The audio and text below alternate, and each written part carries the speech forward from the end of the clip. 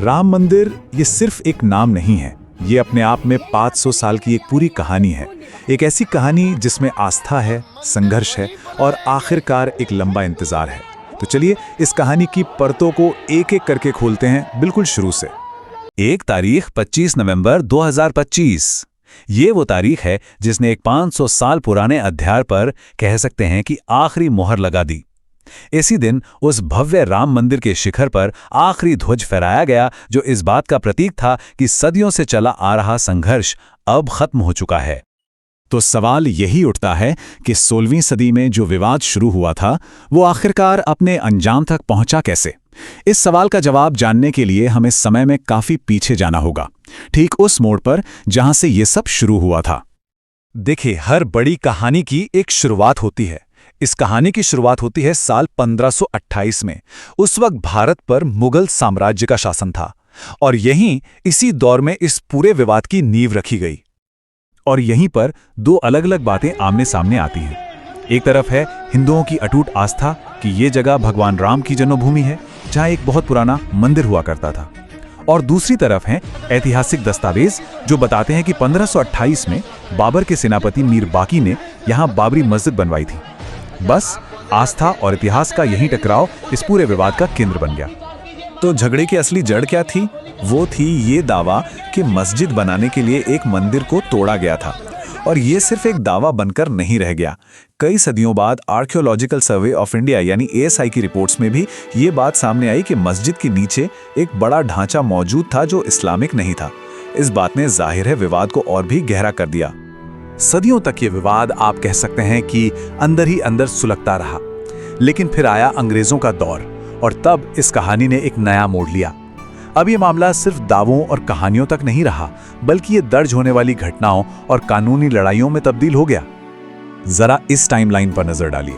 1853 में पहली बार रिकॉर्ड पर आया कि यहाँ हिंदू और मुस्लिम समूहों के बीच हिंसक झड़प हुई।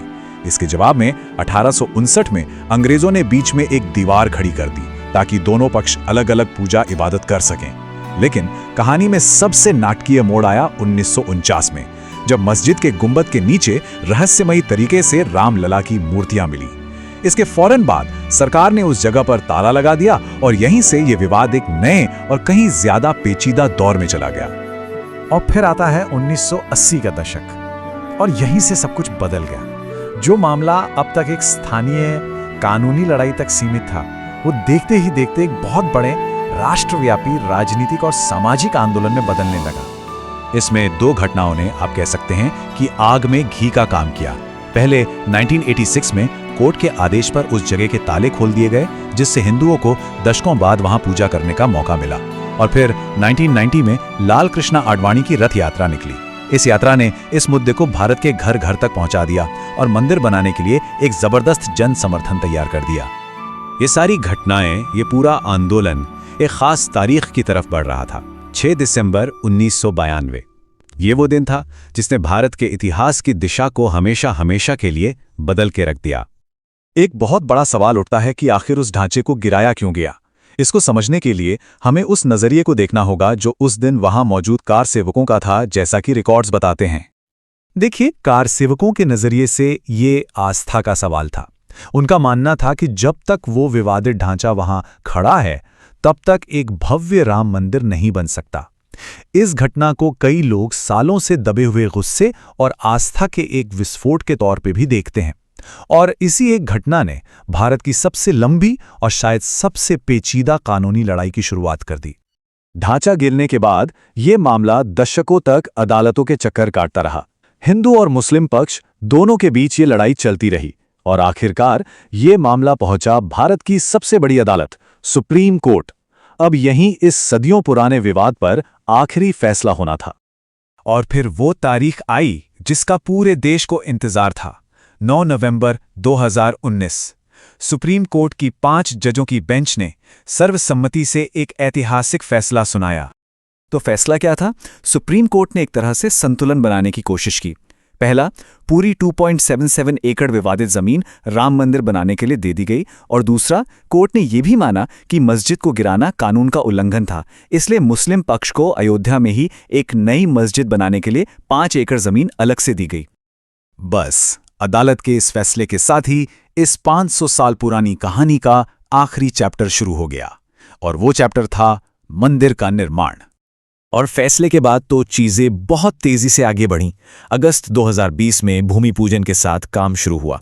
जनवरी 2024 में प्राण प्रतिष्ठा समारोह हुआ, जिसमें नई मूर्ति को गर्भगृह में स्थापित किया गया। और आखिरकार नवंबर 2025 तक मंदिर का काम 100% पूरा हो गया। इसका हर एक पड़ाव अपने आप में एक ऐतिहासिक पल था। तो लीजिए, हम घूम फिर कर वहीं आ गए जहां से हमने ये कहानी शुरू की थी, ध्वजारोहण। ये सिर्फ झंडा फहराने की रस्म नहीं है। हिंदू परंपरा में जब किसी मंदिर के शिखर पर ध्वज फहराया जाता है तो ये इस बात का ऐलान होता है कि मंदिर अब हर तरह से पूरा हो चुका है और पवित्र हो चुका है। और ये जो आखिरी ध्वज था ना, ये भी अपने आप में बहुत खास है। इसे 1661 फुट ऊंचे शिखर पर फहराया गया। इसे एक खास पैराशूट मटेरियल से बनाया गया ताकि ये तेज हवाओं को झेल सके। और इस पर सूर्य, ओम और कोविदार वृक्ष जैसे पवित्र चिन्ह बने हैं। तो ये सिर्फ एक झंडा नहीं है, ये उस 500 साल लंबी कहानी का आखिरी गौरवशाली प्रतीक है। ये एक लाइन इस पूरी यात्रा का निचोड़ है। 1528 से लेकर 2025 तक ये एक ऐसी गाथा है जो हमें आस्था, समय और न्याय के बारे में बहुत कुछ सिखाती है। एक ऐसा अध्याय जिसका अंत इस एक भावना के साथ होता है: 500 साल का वनवास अब पूरी तरह से समाप्त हो गया है।